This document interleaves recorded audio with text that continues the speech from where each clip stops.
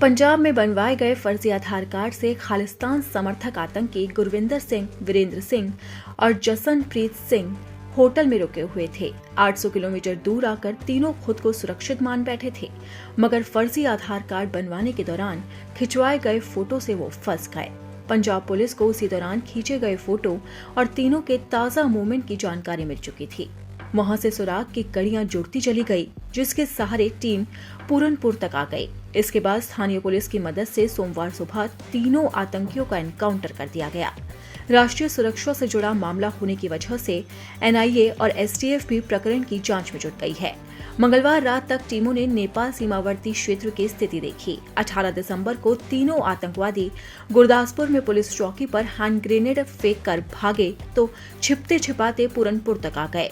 Encounter के बाद खुफिया एजेंसियां ये पता लगाने में जुटी है कि क्षेत्र में इनके मददगार कौन हैं। शुरुआती जांच में पता चला है कि गुरविंदर के रिश्तेदार लखीमपुर खीरी क्षेत्र में रहती है, जो कि पूरनपुर से सटा हुआ है। तराई में कौन लोग इन तीनों के संपर्क में थे, इसकी जांच के लिए कॉल डिटेल और मोबाइल फोन का ब्यौरा खंगाला जा रहा है।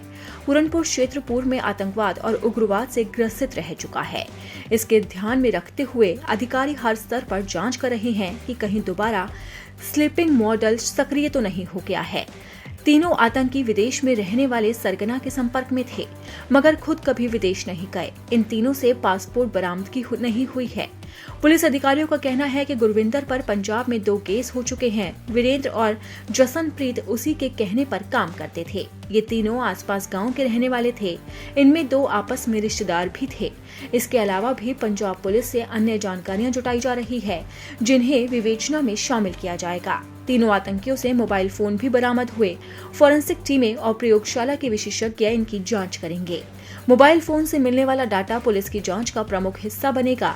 उसी से स्पष्ट पता चलेगा कि तीनों आतंकी पंजाब में घटना से पहले से लेकर पूरनपुर आने तक किसके संपर्क में थे। तीनों आतंकियों के परिवार मंगलवार को पोस्टमार्टम हाउस पहुंचे। इस दौरान उन्होंने कहा कि इन लड़कों की कभी कोई संदिग्ध गतिविधि नहीं देखी। आपस में तीनों की जान पहचान थी, ऐसे में मिलना जुलना रहता था। ये तीनों अलग अलग घर से निकले थे, मगर तारीख एक ही थी। आतंकी गुरविंदर सिंह के पिता गुरदेव सिंह का कहना है कि वो मजदूरी करते हैं। बेटा किसी भी संदिग्ध परिस्थिति में है, ऐसा प्रतीत नहीं हुआ।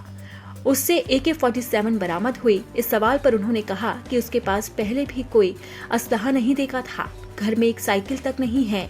मजदूरी करके पेट पालते हैं। मारे गए आतंकी जसनप्रीत के पिता ने कहा है कि बेटा अनपढ़ था, उसके पास कोई मोबाइल फोन नहीं था। पुलिस चौकी पर हमले के बारे में उन्होंने कोई जानकारी नहीं दी।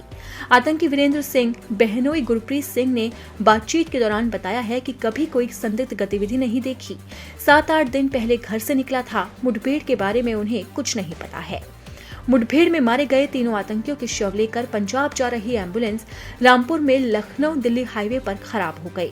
उसके रेडिएटर में खराबी आ गई। पहले एम्बुलेंस पलटने की चर्चा हुई। अपर पुलिस अधीक्षक अतुल कुमार श्रीवास्तव ने इससे इनकार कर दिया। एम्बुलेंस के साथ तीनों के वाहन हैं। एसपी विद्यासागर मिश्र का कहना है कि दूसरी एम्बुलेंस मंगवाई जा रही है और इससे शवों को उनके घर पहुंचाया जाएगा।